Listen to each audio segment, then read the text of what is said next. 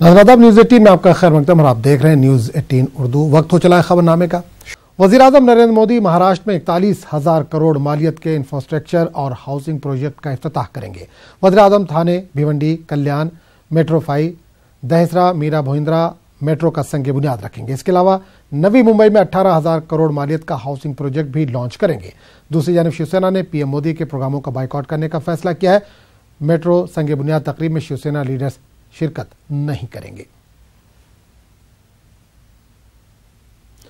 और इस पूरे मामले पर बात करने के लिए सीधे रुख करेंगे मुंबई का, जहां से हमारे नुमाइंदे अमित इस वक्त जुड़ रहे हैं। अमित, पीएम मुंबई पहुंच चुके हैं, आज का क्या शेड्यूल है पीएम का?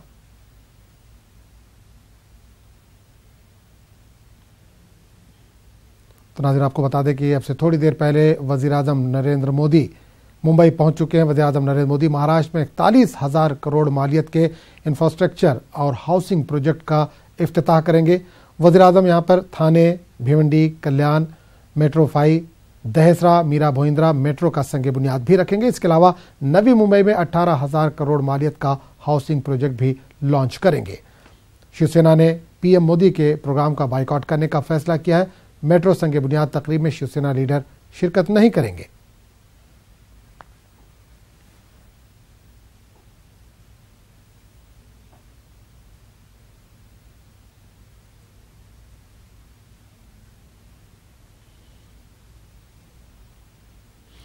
एसपी लीडर आजम खान ने कहा है कि जो लोग कानूनी तौर पर मुजरिम साबित हुए हैं, ऐसे लोग आज बड़े बड़े आईनी ओहदों पर फायज हैं। सिख फसादात पर अदालत की जानिब से सज्जन कुमार को सुनाए गए फैसले पर आजम खान ने यह रद्द-ए-अमल जाहिर किया। कही जा रही हैं तो एक बात हम भी कह दें कि जो कातिल संवैधानिक कुर्सियों पर बैठे हुए हैं उनके बारे में भाजपा का क्या विचार है। सुप्रीम कोर्ट ने 1 दिन की सजा कल्याण सिंह को दी बाबरी मस्जिद डिमोलिशन में बेगुनाह होकर मारे जाने में। जिसे 1 दिन की सजा सुप्रीम कोर्ट ने दी, वो संवैधानिक कुर्सी पर बैठे हैं, गवर्नर हैं।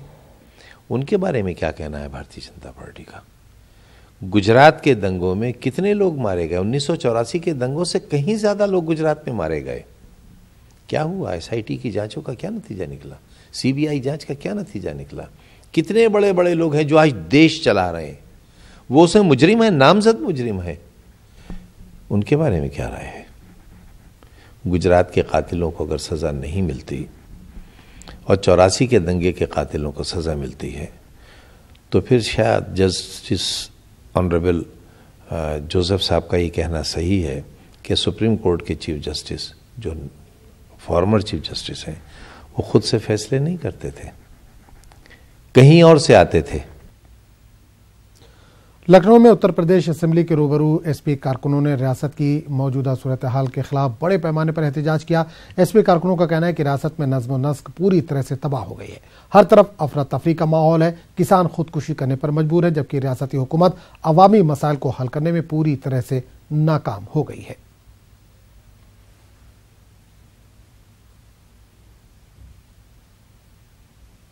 बेईमानी, सिर्फ सरकार जो है लूट कर रही है। किसानों का कोई आज तक गन्ने का हजारों करोड़ का पेमेंट नहीं हुआ।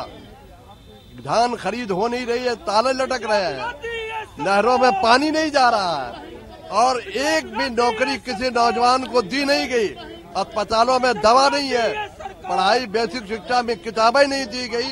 ये सरकार कोई जन हित के किसी काम को आज तक नहीं किया। देखिए, विधानसभा का कार्यकाल बहुत कम है, 2 दिन के लिए सदन बुलाया।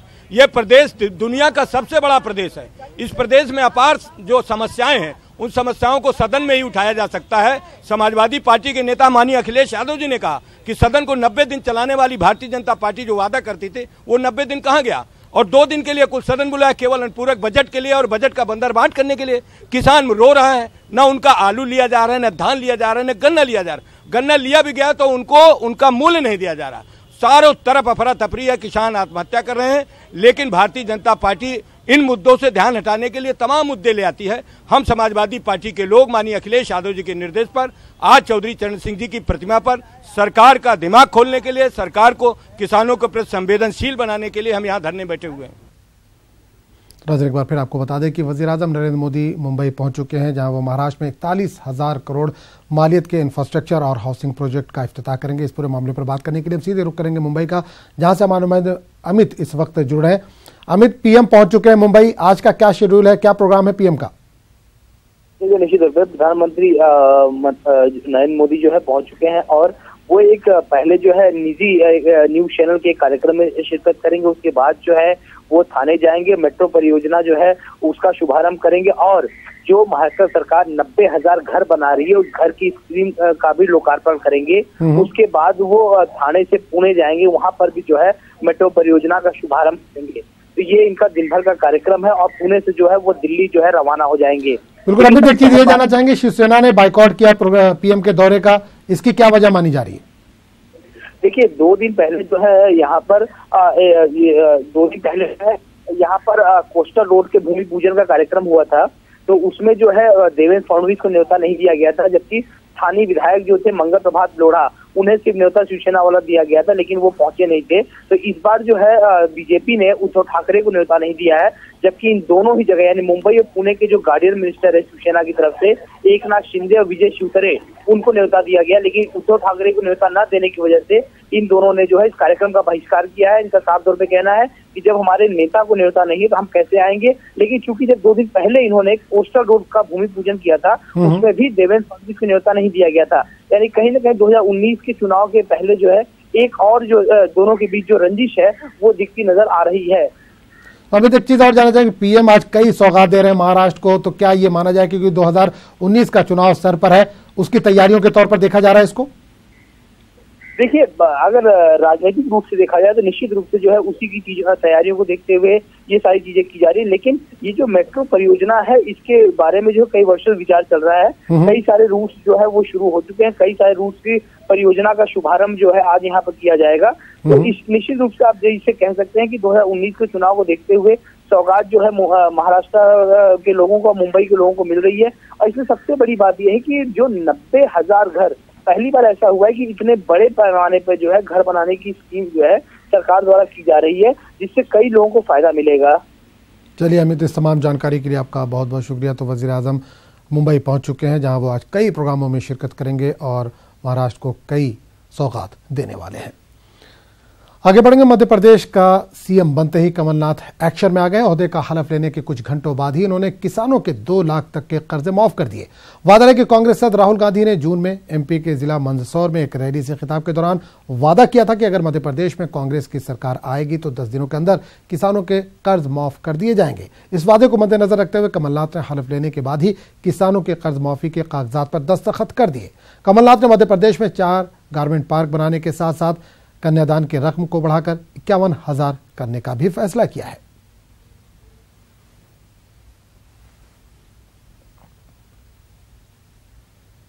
पद संभालने के बाद ऑफिस में आकर पहली फाइल जो साइन करी है, जो हमने अपने प्रदेश के किसानों को आश्वासन दिया था कि 2 लाख रुपए तक का कर्जा माफ, ये मैंने पहली फाइल साइन करी है।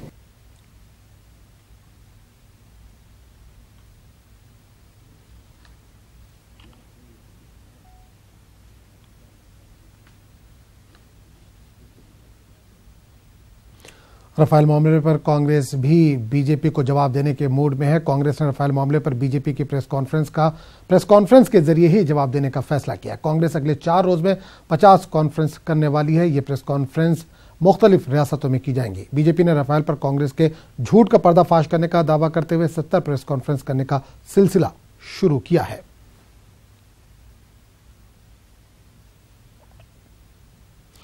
मुल्क की राजधानी दिल्ली से लेकर आसपास के इलाकों में ठंडी हवाओं ने दस्तक दे दी है। पीर को राजधानी में सर्दी के तमाम रिकॉर्ड टूट गए। कम से कम 6.2 डिग्री सेल्सियस हरारत के साथ पीर को इस मौसम का सबसे ठंडा दिन रिकॉर्ड किया गया। ज्यादा से ज्यादा दर्जा हरारत 22.1 रिकॉर्ड किया गया। बताया जा रहा है कि पहाड़ों पर जबरदस्त बर्फबारी की वजह से मैदानी इलाकों में ठंड बढ़ी है। हिमाचल प्रदेश में भी ताज़ा बर्फबारी के सबब कई जगहों पर दर्जा हरारत 0 तक पहुंच गया है। झारखंड में ठंड की वजह से एक टीचर की मौत हो गई है। बताया जा रहा है कि टीचर अपनी मुलाजमत मुस्तकिल करने के लिए एहतजाज कर रहा था, इसे ठंड लग गई, इलाज के दौरान इसकी मौत हो गई।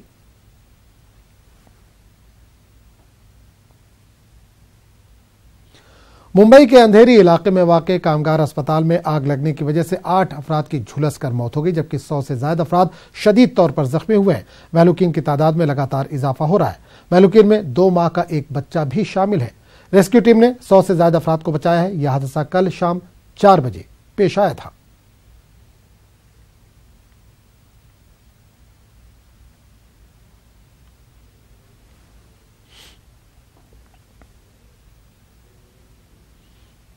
सर्किट और whether it is something else, but definitely अभी हमारा जो काम है वो सभी लोगों को अच्छी तरह से ट्रीटमेंट मिलना चाहिए। टोटल 160 पेशेंट थे, इंडोर पेशेंट 160 थे, तो उसमें से जितने भी है अभी मैं जाके देखूंगा। अभी प्राथमिक जानकारी में शॉर्ट सर्किट से आग लगी हुई है। रेस्क्यू ऑपरेशन जोरदार शुरू है। लोगों को बाहर निकालने का फायर ब्रिगेड और हमारे जो स्थानिक कार्यकर्ता है उन्होंने पहले से ही बहुत जोरदार कोशिश करके जितने लोगों को बचा सकते हैं उतने बचा है। आजू बाजू के सब हॉस्पिटल में उनको शिफ्ट कर दिया गया है। आगे बढ़ने से पहले बता दें कि राज्यसभा की कार्रवाई को 2 बजे तक के लिए मुलतवी कर दिया गया है। आगे बढ़ेंगे। लोकसभा में रफाल के मामले पर कल भी हंगामा हुआ और कई बार कार्रवाई मुलतवी करनी पड़ी। रफाल मामले पर अब बीजेपी के कई अरकान ने कांग्रेस सदर राहुल गांधी के खिलाफ रात शिकनी की नोटिस दिए हैं। संजय जायसवाल, अनुराग ठाकुर और निशिकांत दुबे ने राहुल गांधी के खिलाफ रफाल मामले पर रात शिकनी का नोटिस दिया, जबकि सीपीएम रुकन मोहम्मद सलीम ने रफाल के ही मामले पर तहरीक इल्तवा का नोटिस दिया है।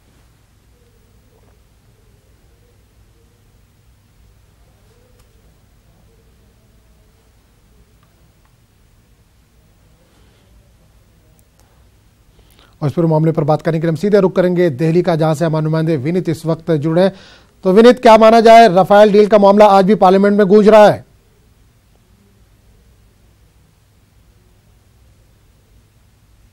चाहूंगा कि रफाल मामले को लेकर के आज सत्ता पक्ष जो है वो काफी आक्रामक हो गया है। उसने आक्रामक रुख अपनाया है। सत्ताधारी के कई सांसद में, जिसमें निशिकांत दुबे की अगर हम बात करें तो उन्होंने भी एक नोटिस दिया, राहुल गांधी के खिलाफ नोटिस दिया और उन्होंने साफ तौर पे कहा है कि जिस तरह से देश को गुमराह करने की लगातार राहुल गांधी कोशिश कर रहे हैं, राहुल गांधी जो है वो सदन को गुमराह करने की कोशिश कर रहे हैं, तो उन्होंने इस मामले को लेकर के नोटिस दिया। उनकी साफ तौर पर मांग है कि जिस तरह से राहुल गांधी ने अपना बयान दिया है वो सदन से माफी मांगे और वो सदन से माफी मांगने की लगातार बात कर रहे हैं। तो इस मुद्दे को लेकर के सत्ता पक्ष एग्रेसिव है। वहीं पर विपक्षी पार्टियां भी हैं, वो भी अपने बयान पर कायम है। वो लगातार आरोप लगा रही है कि राफेल मामले में कुछ ना कुछ गड़बड़ी हुई है और लगातार जेपीसी की मांग कर रही है। मैं आपको बताना चाहूंगा कि आज सुबह जब बीजेपी पार्लियामेंट्री पार्टी की बैठक हुई तो बीजेपी पार्लियामेंट्री पार्टी की बैठक में जो हमारे सूत्र हमें बता रहे हैं कि केंद्रीय मंत्री रविशंकर प्रसाद ने रफाल मामले पर बीजेपी सांसदों को ब्रीफ किया है और साथ ही साथ यह सलाह दी है कि बीजेपी इस मामले पर डिफेंसिव ना रहे बल्कि एग्रेसिव रहे। तो निश्चित तौर पर जिस तरह के बयान में जो आ रहे हैं या जिस तरह के नोटिस दिए जा रहे हैं और जिस तरह की दोनों ही पक्षों की कवायद है, उससे यह लगता है कि रफाल मामला जो है वो संसद में आज फिर से गूंजेगा। विनीत, एक चीज यहां पर यह भी जानना चाहेंगे, बीजेपी ने रफाल मामले में मुल्क के अलग अलग जगहों पर, अलग अलग शहरों में 70 प्रेस कॉन्फ्रेंस करके मुल्क के आवाम को जानकारी देने की बात कही है।